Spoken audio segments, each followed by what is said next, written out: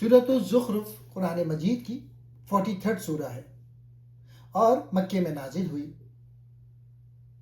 محمد اسد نے اپنی تفسیر دی میسج آف دا قرآن میں اس سورہ کے فلسفیانہ پہلوؤں، خاص طور پہ مادہ پرستی کے خلاف قرآن کے دلائل کو بہت خوبصورتی سے بیان کیا ہے۔ پہلا نقطہ، وحی اور عربی زبان کا انتخاب۔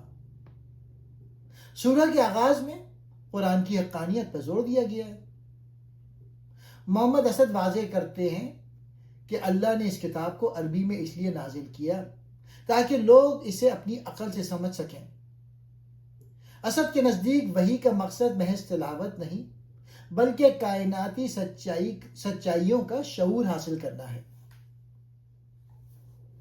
دوسرا نقطہ، اس سورہ کا نام زخرف یعنی سونے کے زیورات یا ظاہری سجاوٹ یا دنیاوی زرق برق کا فریب اس لیے رکھا گیا تاکہ انسان کو بتایا جائے کہ دنیاوی مال و دولت، سونا چاندی اور بلند مکانات اللہ کے نزدیک کوئی قدر و قیمت نہیں رکھتے۔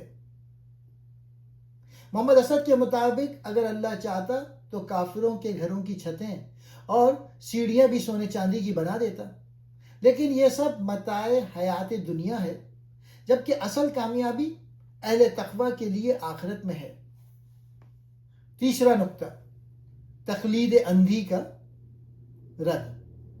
سورہ میں ان لوگوں کا ذکر ہے جو کہتے ہیں کہ ہم نے اپنے باپ دادا کو ایک راستے پر پایا اور ہم انہی کے نقش قدم پر چلیں گے۔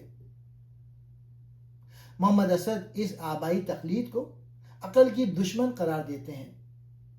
وہ لکھتے ہیں کہ حق کو پرکھنے کا معیار روایات نہیں بلکہ دلیل اور وحی ہونی چاہیے۔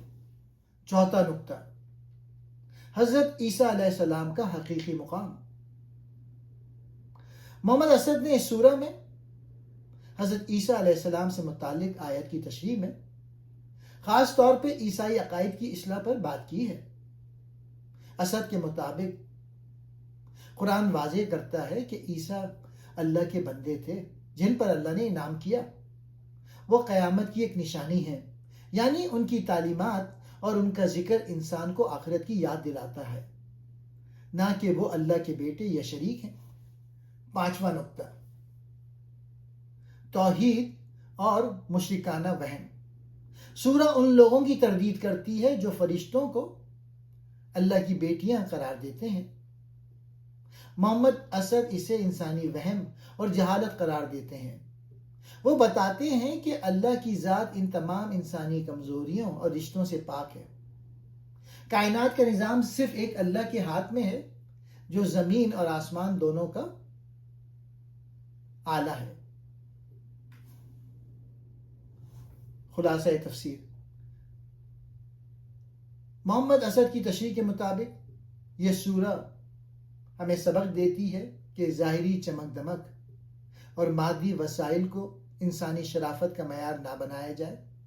اصل عزت علم، عقل اور تقوی میں ہے، اور انسان کو اپنے باپ دادا کی لکیر پیٹنے کے بجائے وحی کی روشنی میں حقیقت کو تلاش کرنا چاہیے۔